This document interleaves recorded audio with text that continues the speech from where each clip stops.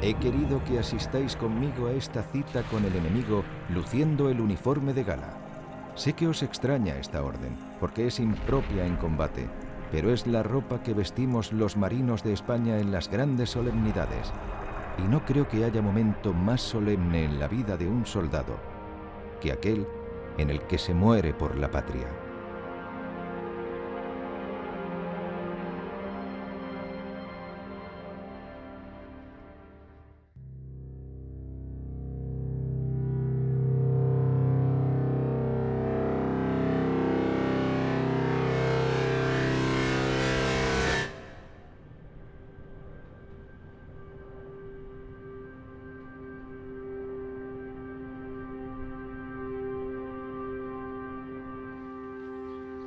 El siglo XIX fue convulso para España. En sus inicios, Napoleón había ocupado el país. Pronto se perdió casi todo el imperio de ultramar y se sucedieron mandatarios que no supieron encauzar el rumbo de la nación. Liberalismo, absolutismo, regencia, guerras carlistas. Un siglo difícil en el que nació Pascual Cervera. Cervera nace en un mundo, en una España en clara convulsión, que está buscando un modelo de Estado, un modelo político que genere estabilidad en España. España se rehace como puede de los avatares de comienzos de siglo, pero los nuevos aires europeos no cuajan. El país no se moderniza.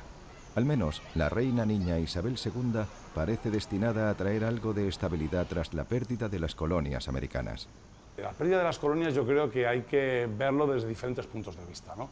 Para lo que es la élite política, sobre todo militar de España, es una catástrofe, porque esa gran potencia que era España en el siglo XVIII, esa gran potencia que todavía era en los momentos de la Guerra de Independencia, de un plumazo empieza a desaparecer. Sin embargo, desde el punto de vista social, no es tan evidente que haya una necesidad de proteger las colonias, porque España ya es un país que está en franca decadencia, entonces el mantener las colonias supone sacrificar un montón de recursos que deberían ser empleados en el desarrollo, potenciación e industrialización de la España peninsular e insular, cosa que no ocurre.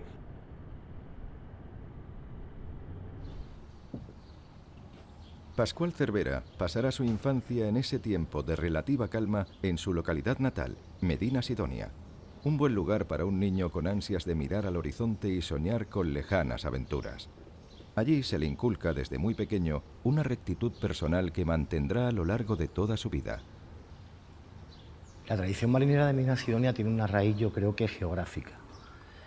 Medina Sidonia es el balcón de la bahía, es el centro geográfico de la provincia de Cádiz, y habitualmente, normalmente, las personas de Medina Sidonia han mirado hacia el océano Atlántico, que se ve desde el Cerro del Castillo, que es uno de los puntos geodésicos más altos de la provincia. El almirante Cervera es uno de los personajes más importantes de la historia de Medina Sidonia, por su bagaje en la Marina y también por su participación en la guerra contra los Estados Unidos. Y en lo más profundo, pues siento que un paisano de Medina Sidonia pues estuvo en un periodo histórico absolutamente inolvidable, trágico también, por otra parte, y lamentablemente, pero estuvo a la altura. En 1853, a los 13 años, Pascual Cervera ingresa en el Colegio Naval Militar. Bueno, la familia Cervera, su tradición marinera viene de Topete, que su abuela es la madre de ellos y mujer de Juan Bautista Cervera Ferrera, que eran oriundos de Morón de la Frontera, pero en verano iban a Villamartín y entonces pues ahí iban desde Medina Sidonia, ellos de pequeños, de jóvenes, entonces pues escuchaban las hazañas y aventuras de sus tíos, los Topete. Entonces yo creo que influenciado por las hazañas de sus tíos y que las relataban con una elocuencia muy de la época, pues le salió la vocación. Y no solamente de don Pascual, sino que hubo también dos hermanos suyos mayores que murieron en Cuba y en Filipinas y que habían sido también murallas marinas. El primer destino de Pascual Cervera ya como alférez de navío fue en Filipinas, en una goleta llamada La Animosa.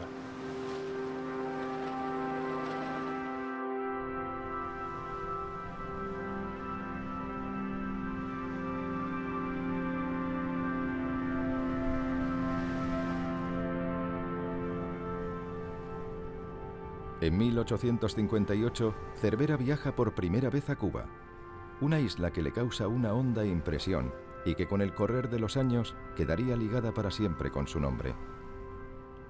El primer destino en Cuba de Pascual Cervera va comisionado para trabajos hidrográficos, para levantar planos, para levantar cartas. Se hace muy popular porque se identifica mucho con el pueblo cubano, porque en su pequeño barquito hidrográfico salva un barco pesquero o comercial cubano, el Comercio de Cárdenas. A los tripulantes los pone ya a cubierto. Cuando el almirante Cervera ya por primera vez a Cuba, en Cuba ya hay serios problemas. Bueno, la verdad, el problema es que España es una potencia en retirada, es una potencia en decadencia, entonces es muy difícil que sostenga y que mantenga la tensión política, la tensión militar, el control de la colonia, ¿no? Recordemos que ya hay una guerra que es la guerra de los 10 años, la guerra larga de Cuba, ¿no? Que se produce pues, por la necesidad de evolucionar este proceso claro de gestión de la realidad cubana.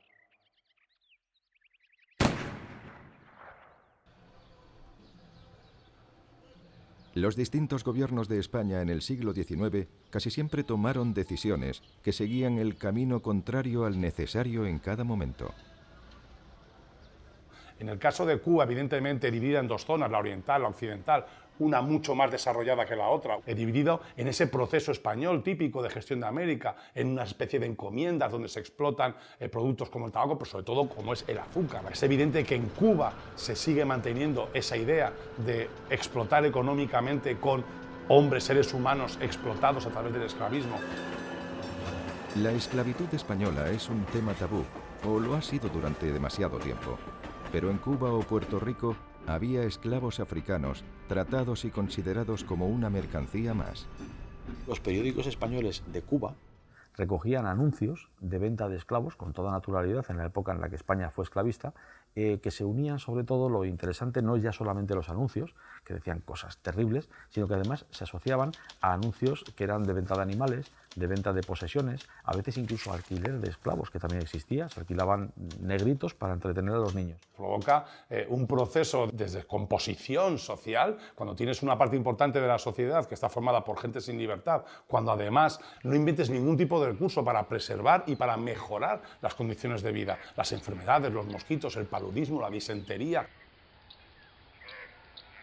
Para los soldados españoles destinados en la isla, aquello era un infierno. El infierno en el Caribe del que muchos nunca regresaron y al que nadie quería ir. Los soldados, cuando ya se desarrolla el proceso de guerra, mueren más soldados por enfermedades y por penurias en la alimentación, en las medidas de higiene, que por la guerra en sí.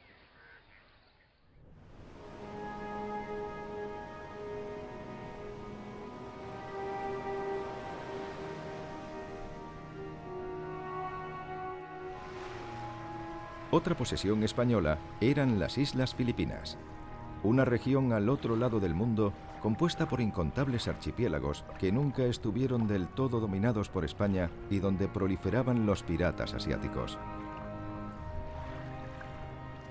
Filipinas, en la segunda mitad del siglo XIX, era distinta a las Filipinas del Galeón de Manila, con esa conexión transpacífica que todos conocemos. Cuando Cervera llega allí, está en una fase de, no de revolución, como podamos decir en Cuba, sino una fase de descontrol, especialmente de lo que es el archipiélago de Jolón.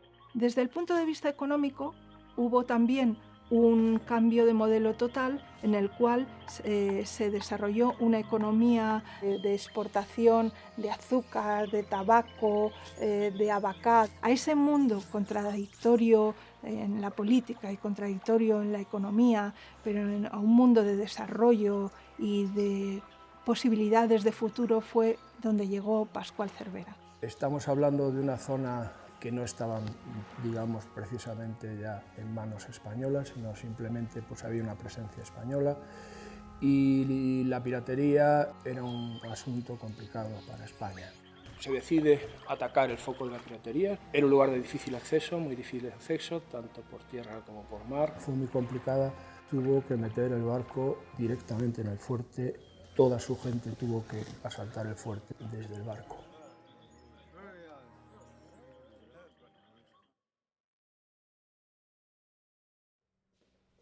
Una de las labores de Cervera en Filipinas fue la elaboración de cartas náuticas del archipiélago de Joló, al que años después habría de volver convertido en gobernador militar.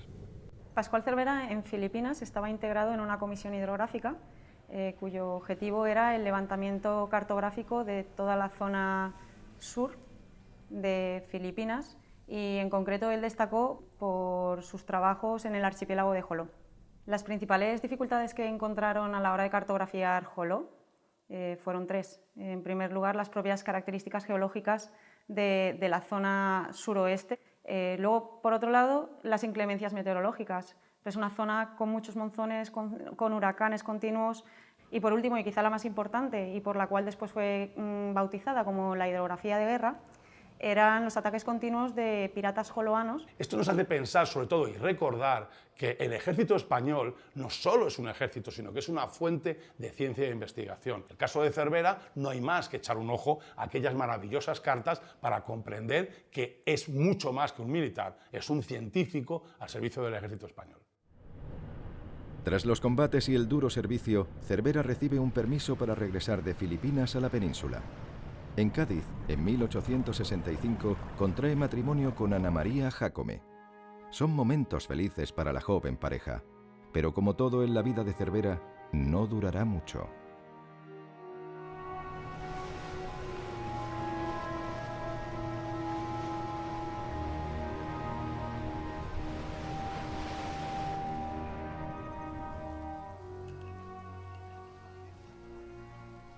A finales de la década de los 60, la situación de España es muy compleja. España ha entrado en una decrepitud total, el sistema isabelino, la monarquía liberal de Isabel II, que provoca una necesidad de un cambio profundo de verdad.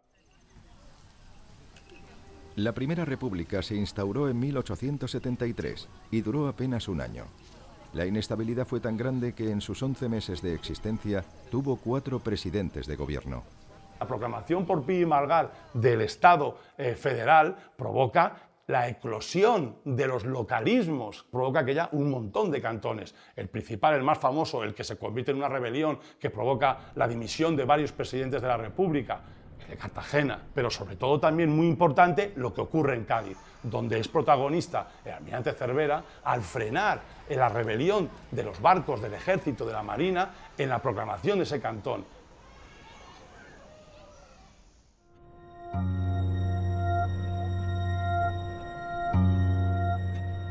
Pascual Cervera en este asunto tiene una intervención decisiva.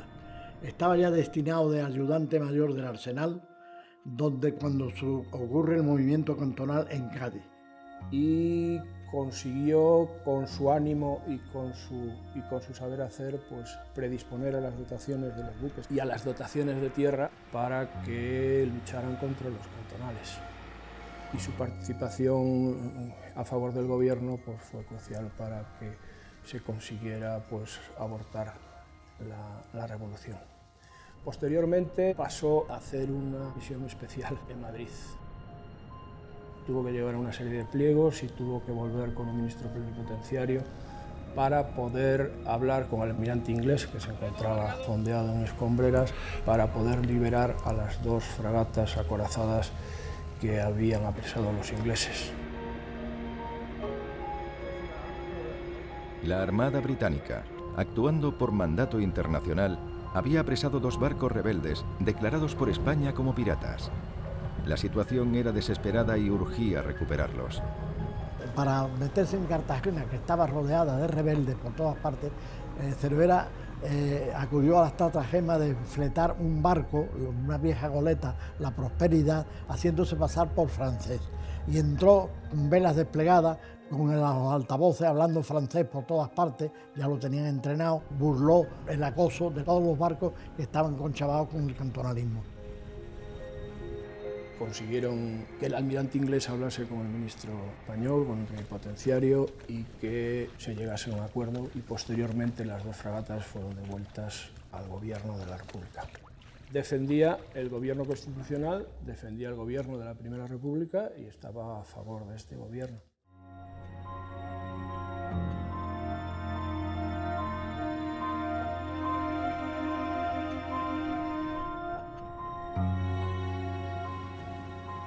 Después de la revolución cantonal y reinstaurada la monarquía, Cervera recibe un nuevo destino en Filipinas, esta vez como gobernador militar de Joló.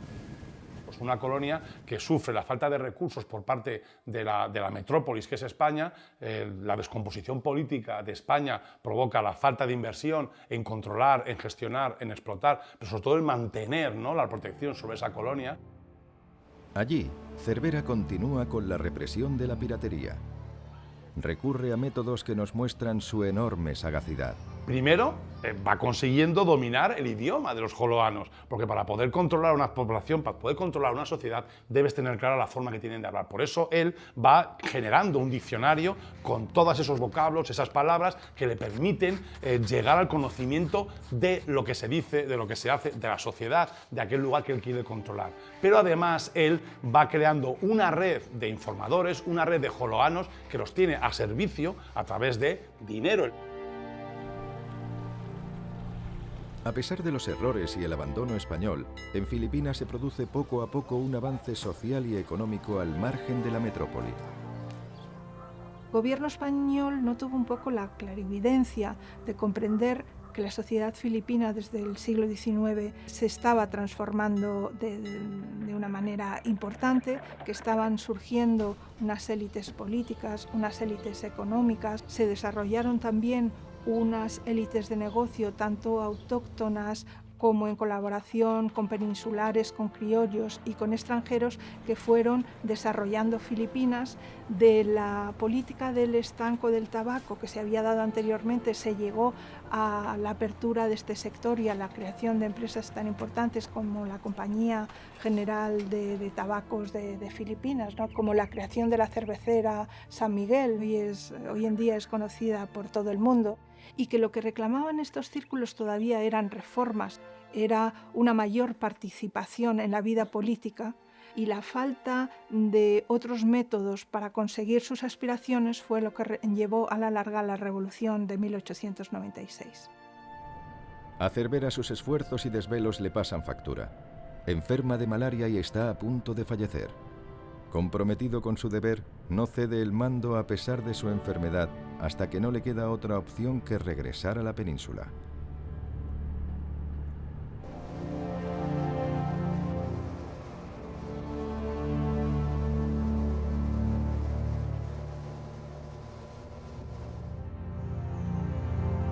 En 1874, en Sagunto, el general Martínez Campos provoca un golpe de Estado, proclama a Alfonso XII como rey de España y se inicia un proceso de constitución de un nuevo modelo de Estado.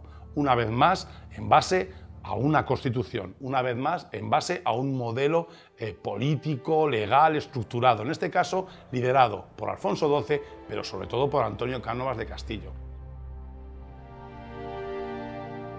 El presidente Cánovas del Castillo lo llama a Madrid y le ofrece un destino en el Ministerio de Marina. Pronto, Cervera asumirá el mando del buque escuela de guardiamarinas de la Armada, pero su lucha será en tierra, con un barco como telón de fondo, el acorazado Pelayo. El capitán de fragata entonces, Pascual Cervera, con 46 años, es destinado como presidente de la comisión de construcción del acorazado Pelayo en Francia, en los astilleros de Toulon. Se tuvo que enfrentar a numerosos problemas administrativos y burocráticos. El Pelayo fue apodado el Solitario porque fue el único barco de esa clase que se construyó. España, que había construido grandes buques en tiempos pasados, se veía ahora limitada y dependiente del extranjero para dotar a su armada del material necesario.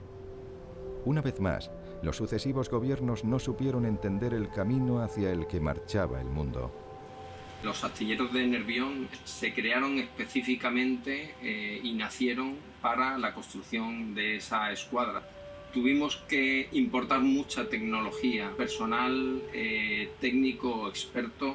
Ello provocó que los costes se multiplicasen y finalmente declararse en quiebra, y fue el Estado español el que se hizo cargo y nombró a Cervera para ser encargado administrativo y técnico del astillero y sacar adelante la construcción de los 3 acorazados. Los Estados Unidos, paralelamente, estaban construyendo barcos de la clase indiana, de los temibles acorazados tipo Iowa. Nos aventajaban en coraza, nos aventajaban en poder artillero y nos aventajaban algunas veces también en velocidad. Estos barcos incorporaban muchos de los avances tecnológicos de la época, como el estar fabricados completamente en acero dulce, algo que se había perfeccionado solo unas décadas antes. Tenían potentes máquinas y calderas que les hacían superar la velocidad de 20 nudos. También añadir que los cañones de 5 pulgadas y la combinación de blindaje y armamento los convertían en barcos increíblemente rápidos y maniobrables que se usaron en los años 80 y 90 por la Marina de Guerra. No se puede comparar con lo que estaba haciendo la Armada Española. Los barcos españoles eran mucho menos avanzados e incluso su armamento era menos sofisticado que lo que estaban desarrollando Gran Bretaña y Alemania.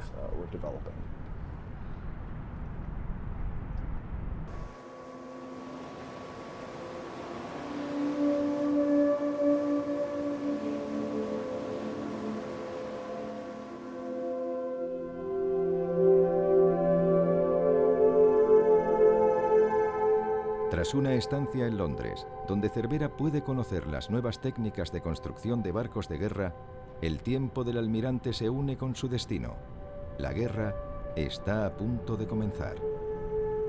El interés de Estados Unidos por Cuba va siendo paulatino, pero se concreta ya con mucha claridad a partir de 1823 con el enunciado de la doctrina Monroe, que reivindica ya América para los americanos.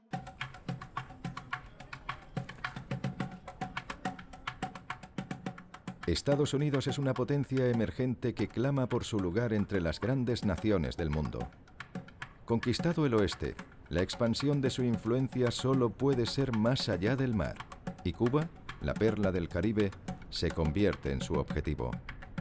Pascual Cervera previó que Estados Unidos iba a ir a una guerra con España por la cuestión del Caribe. Manifestaciones claras ya las plantea a principios de la década de los 90 en su correspondencia con su primo, que iba a ser su mejor confidente y su albacea, Juan Espotorno, en donde ya le manifiesta la inquietud sobre el estado de la Armada para un enfrentamiento atlántico, que la veía muy débil. En la segunda mitad de la década de 1890, en Estados Unidos se manifiesta ya unos intereses cada vez más pronunciados por Cuba. Primero, la opinión pública se inclina en favor de la lucha que los cubanos están realizando por su independencia. Por otra parte, los círculos políticos, tanto el Congreso como el Senado, eran también partidarios favorables a un apoyo a esa lucha cubana contra el yugo colonial, etcétera, etcétera.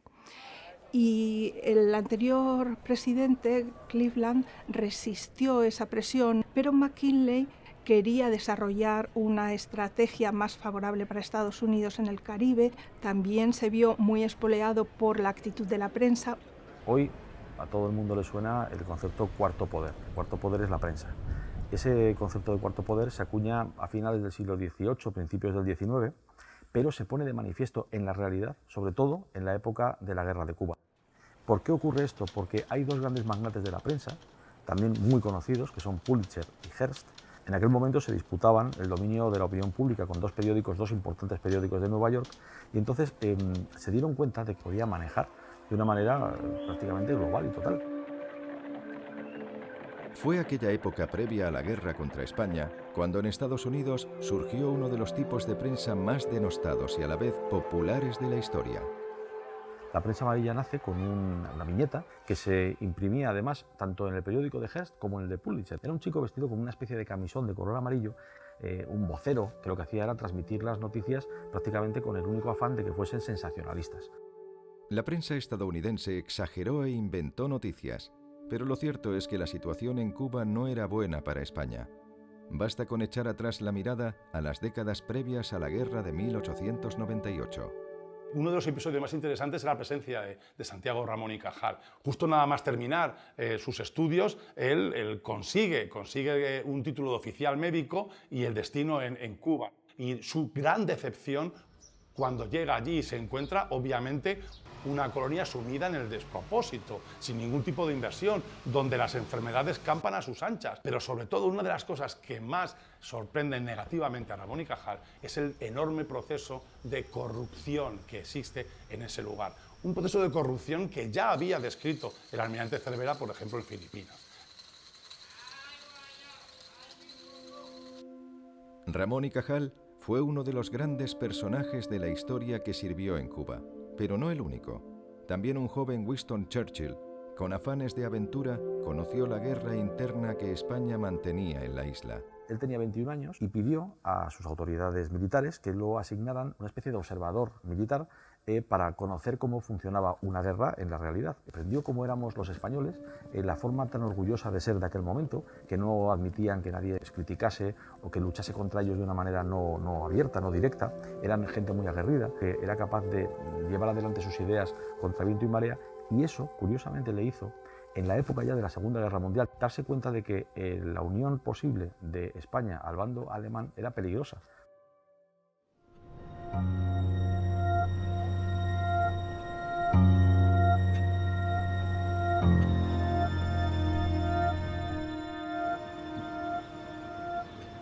En la península, con la guerra hispano-estadounidense a punto de comenzar, la opinión pública muestra una ceguera total, alentada por las instituciones. La opinión pública, muy hábilmente manejada, diciendo que había muchos más medios, que tendríamos mucha más fuerza, llegó a pensar que podíamos ganar la guerra. Frente a la opinión pública muy triunfalista, Pascual Cervera era un hombre enormemente realista, un hombre muy sensato.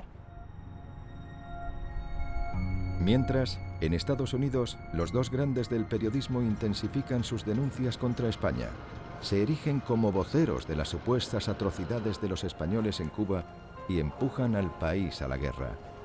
Joseph Pulitzer, al fin y al cabo, con el tiempo se reformó un poco, pero Hearst mantiene ese imperio que está creando de prensa amarilla con las barbaridades y con las mayores mentiras. La prensa encontró muy efectivo de cara a la venta de periódicos exagerar el problema sobre la forma en que los españoles trataban a las mujeres cubanas. Así, a menudo acusaron a los españoles de violar y ser groseros con ellas, y eso hizo que el pueblo estadounidense se pusiera en contra y dispuesto a defender su honor. La prensa lo exageró mucho.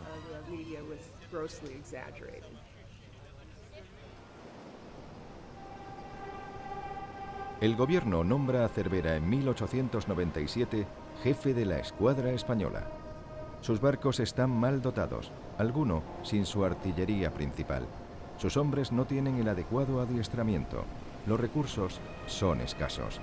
Por su parte, en Estados Unidos todo está listo para la guerra. Solo falta un detonante que llevará por nombre Maine.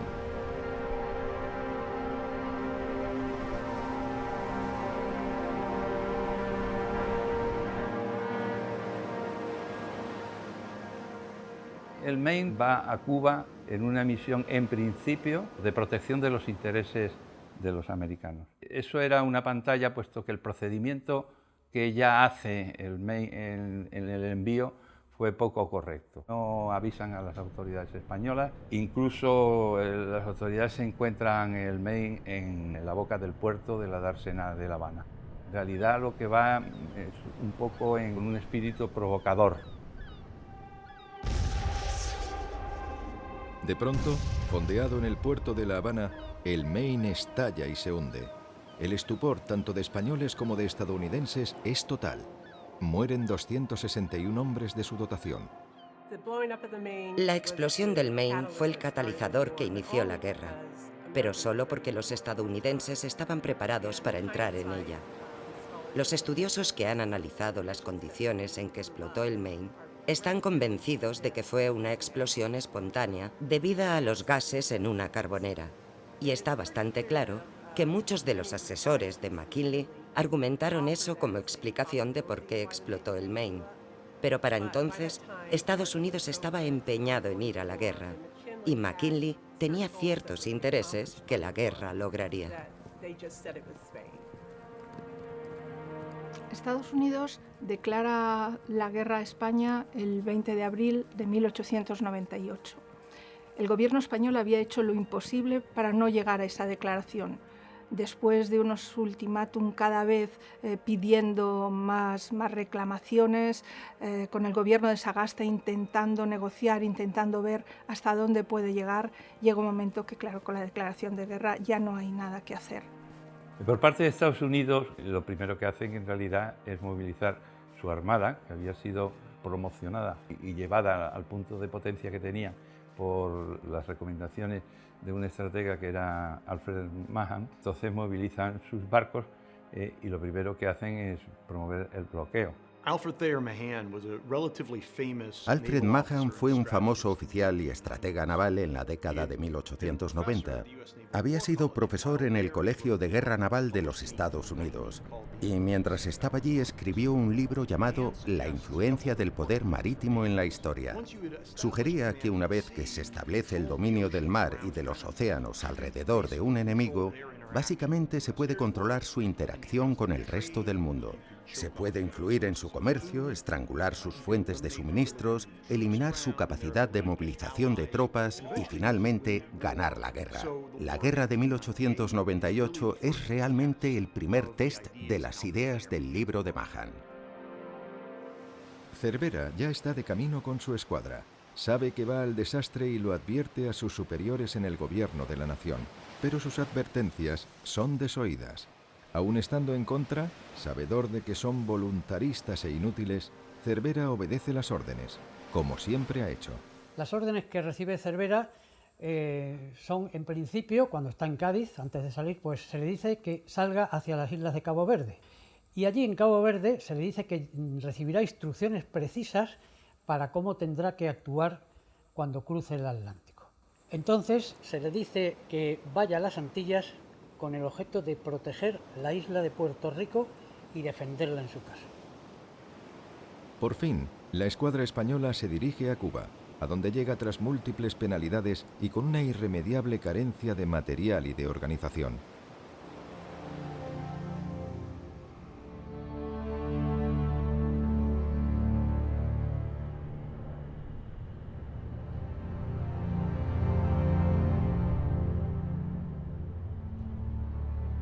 El 19 de mayo de 1898, Pascual Cervera está ya en Santiago de Cuba. A partir del 27 de mayo ya ha llegado el grueso de la escuadra americana y se ha producido un bloqueo verdaderamente riguroso al cual es cada vez más difícil enfrentarse.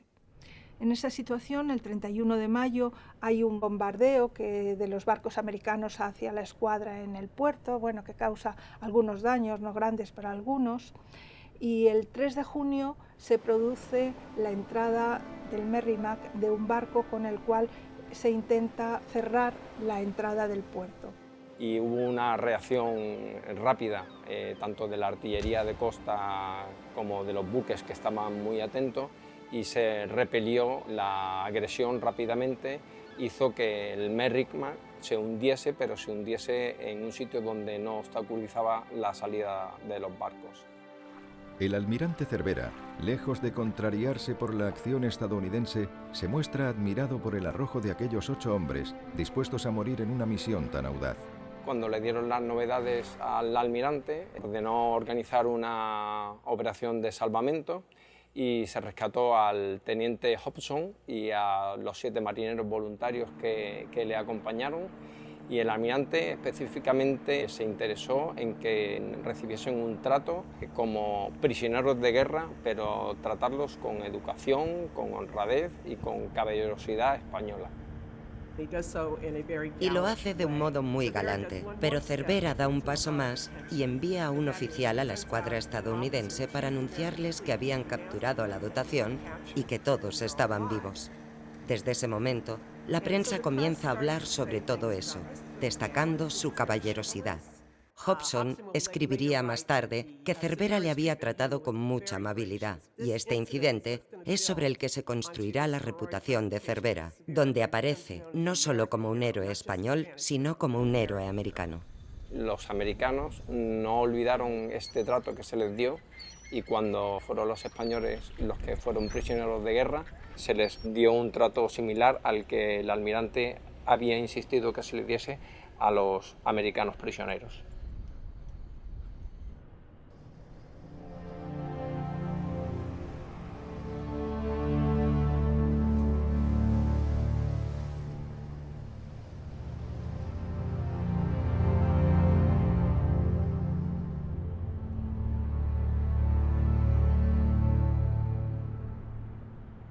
Hay textos, cartas, telegramas de Pascual Cervera enormemente dramáticas, haciendo ver cuál era la verdadera situación, cuál era la realidad y a qué consecuencias se iban a tener que enfrentar. Cuando analizamos su correspondencia con el gobernador general de La Habana, vemos que dejó todo esto muy claro.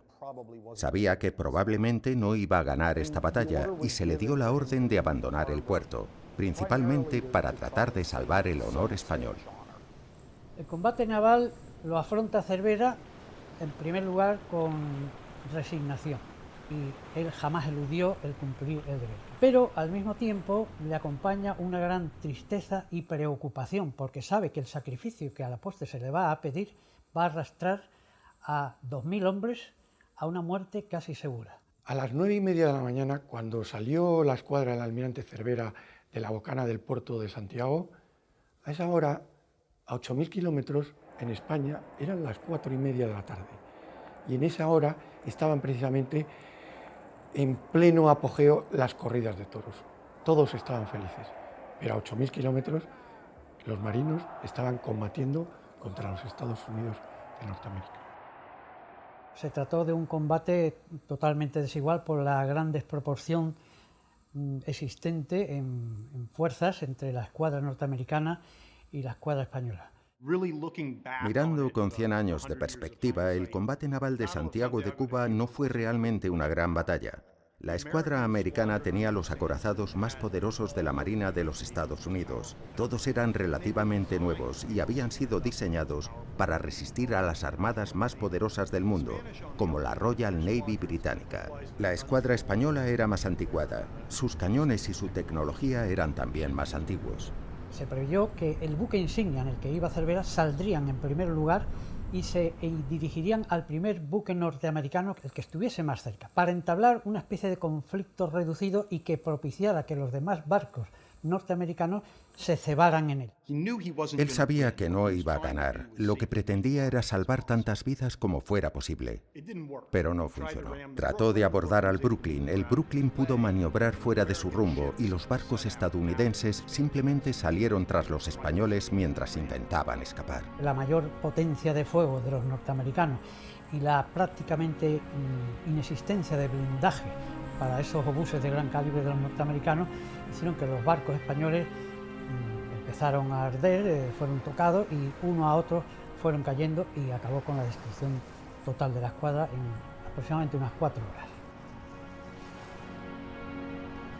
La escuadra de Cervera fue derrotada fundamentalmente por 2 razones.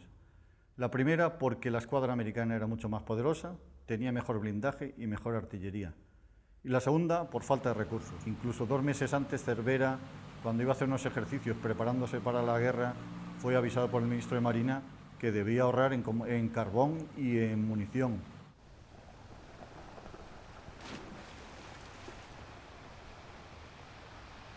Cervera salió de día y es un tema que se ha hablado mucho por varias razones, pero la primera es que la única ventaja que suponía el salir de noche era el factor sorpresa. El factor sorpresa desapareció desde el momento en que los norteamericanos, desde que se establece el bloqueo, sitúan en horas nocturnas un barco aproximadamente a 1 milla de la costa que con sus proyectores ilumina perfectamente la entrada de la bahía de Santiago.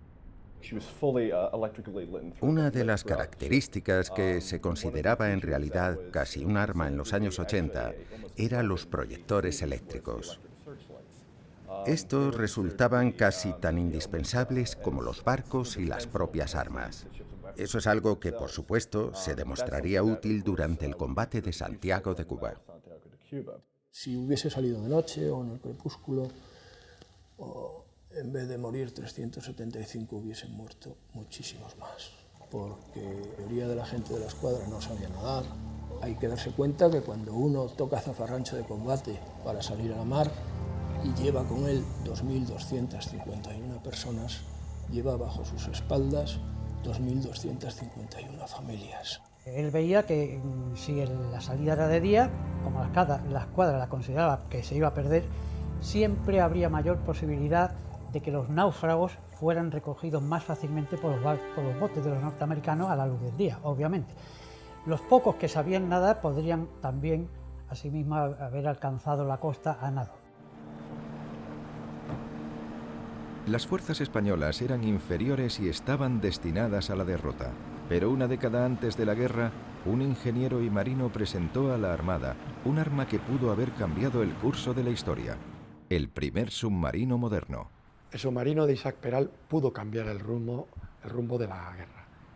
En aquella época, la producción de esa arma secreta, evidentemente, hubiera cambiado las tornas de lo que sucedió primero en Filipinas y después en Cuba, de tal forma que hubiera sido una forma de compensar la fuerza tan inmensa que tenía la escuadra norteamericana.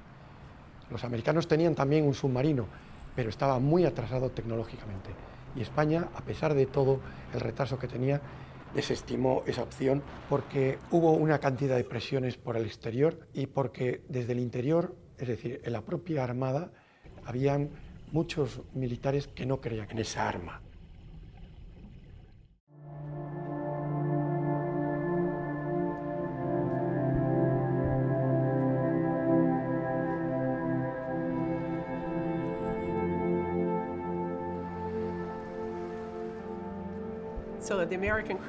Los americanos pasan al rescate y en lugar de luchar contra los españoles, rescatan a una enorme cantidad de ellos, incluido al propio Cervera y su hijo. Cervera fue trasladado inicialmente al crucero Gloucester y a continuación al Iowa. Cuando Cervera es subido a bordo del barco americano, lo reciben con honores de oficial y sube en ropa interior, ya que se había despojado del uniforme para evitar quemarse. Rehúsan a aceptar la espada de estos oficiales que se están rindiendo y les dieron ropa de inmediato. Fueron tratados muy correctamente, tanto él como todos sus oficiales. Incluso el capitán de navío Evans le llegó a decir que le consideraba como un héroe y que había hecho un sacrificio sublime. Los marineros supervivientes, que fueron en torno a los 1900, resultaron ser bastantes más de los que esperaban. Fueron agrupados en 3 bloques y llevados hasta los Estados Unidos, a Norfolk, a Portsmouth y a Nápoles. Este es un punto interesante, porque en ese momento el ejército de los Estados Unidos quería tener a estos prisioneros de alto rango, pero la Marina dijo que no iba a entregárselos. Muchas ciudades manifestaron su interés en recibir a los prisioneros por la notoriedad que les reportaría, pero la Marina fue lo suficientemente sensata como para darse cuenta que llevarlos a Nápoles, la cuna de la aristocracia naval, parecía lo mejor. Allí Cervera fue alojado en una casa confortable, permitiéndosele que estuviese con él su jefe de Estado Mayor y un ayudante y la servidumbre necesaria para que estuviese cómodo. Fue tratado más bien como un huésped de la nación, más que un prisionero de guerra.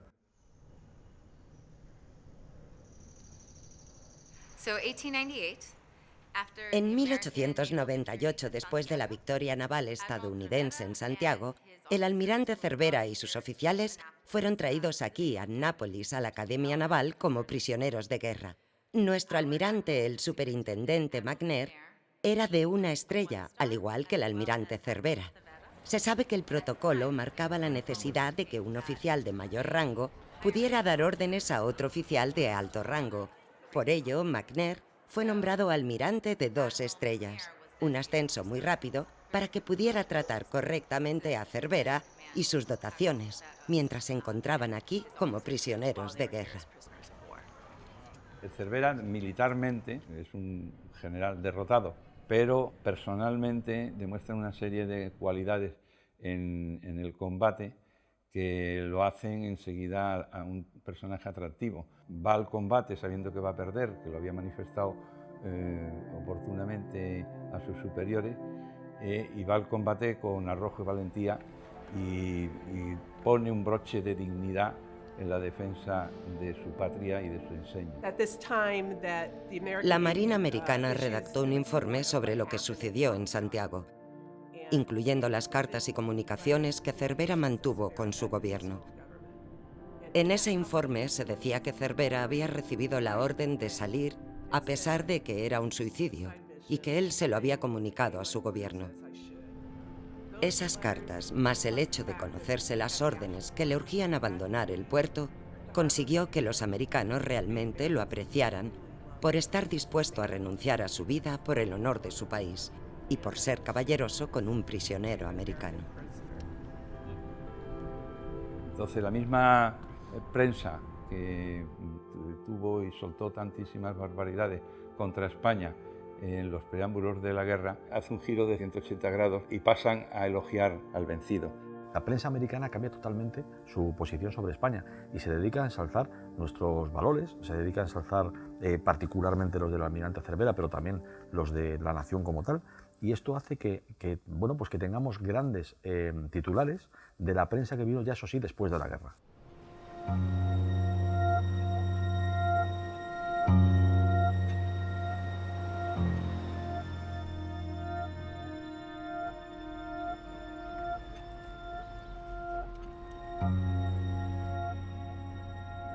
Cervera en realidad goza en su cautiverio, él y algunos oficiales que están en Annápolis, de una cierta libertad de movimiento.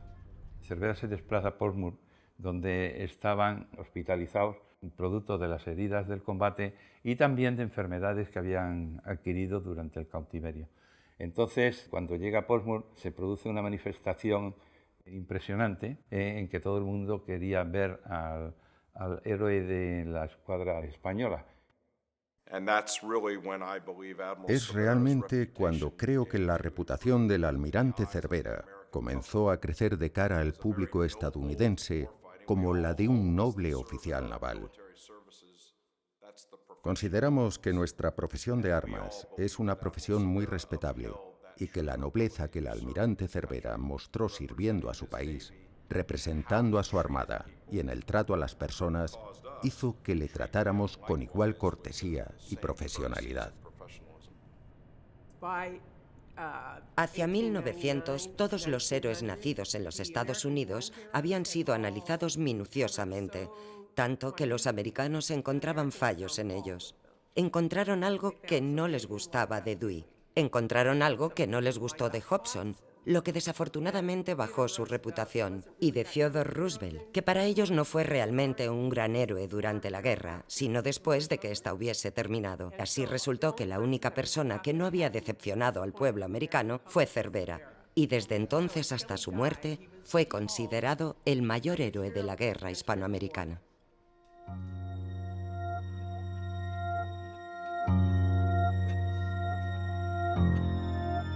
Cervera se convierte en una celebridad y el gobierno de Estados Unidos le ofrece obtener la libertad bajo palabra de no volver a luchar mientras dure la guerra. Cervera no acepta, porque eso es contrario a las ordenanzas militares españolas. De todos modos, se le libera a los 11 días de manera incondicional. Cervera es liberado para regresar a España en realidad el día 31 de agosto del año 1898 y hasta el día 12 de septiembre no consiguen fletar un barco que es el City of Roma, emprenden el regreso a la patria, a donde llegan el día 19 a Santander.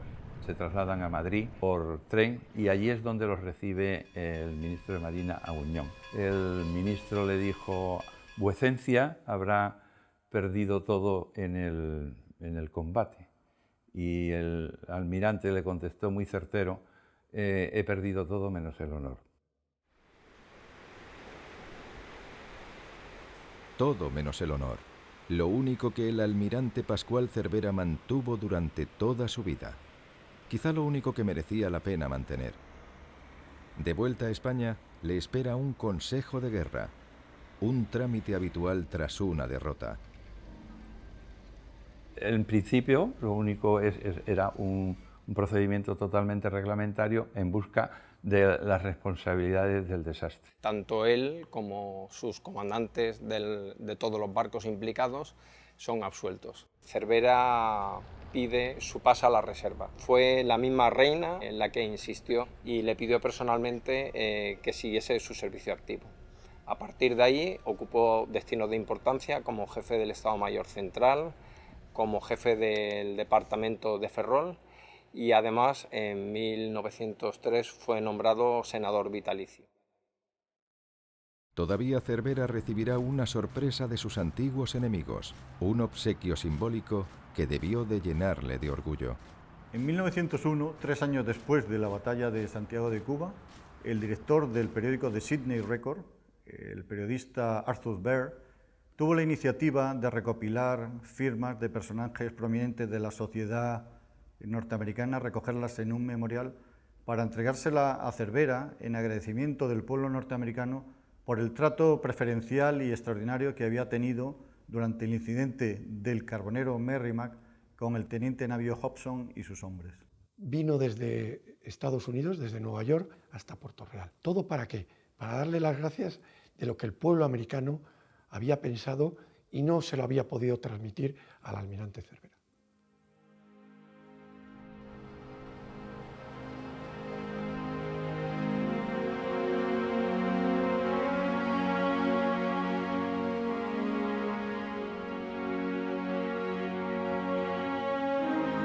En 1907, con su salud muy delicada, deja su último destino en el servicio activo, en el departamento de Ferrol, y se traslada a su querida bahía de Cádiz y se establece en su casa soleraria de Puerto Real, donde en abril de 1909 fallece. Inicialmente es enterrado en Puerto Real, pero a los 5 meses de su fallecimiento, por Real Decreto, se establece el traslado de su cuerpo al Panteón de Marinos Ilustres de San Fernando, traslado que se hace efectivo en 1916 y es donde descansa en la actualidad. El almirante Cervera murió hace más de 100 años, pero su legado continúa en forma de las vidas que salvó y sus descendientes. De los 2.600 hombres que componían la escuadra del almirante Cervera, 1.900 sobrevivieron al combate naval. A lo largo de todos estos años me he preocupado de estudiar cuántos descendientes pudieron salir de esos 1.900 hombres. Los cálculos que hemos hecho a lo largo de estos 100 años hace que en esas 4 generaciones, contando con los cálculos de las mermas por la guerra civil, no casamientos, etcétera, más de 175.000 personas estemos vivas, y entre ellas yo mismo. Nos hemos dado cuenta de que hay una similitud entre el legado de la familia Cervera, sirviendo generación tras generación tras generación en la Armada Española, y la del que era superintendente en 1898, durante el tiempo que Cervera fue prisionero de guerra. Su nombre, Almirante Frederick McNair. Un trato que terminó por crear una relación profesional con los oficiales y marinos que se encontraban aquí.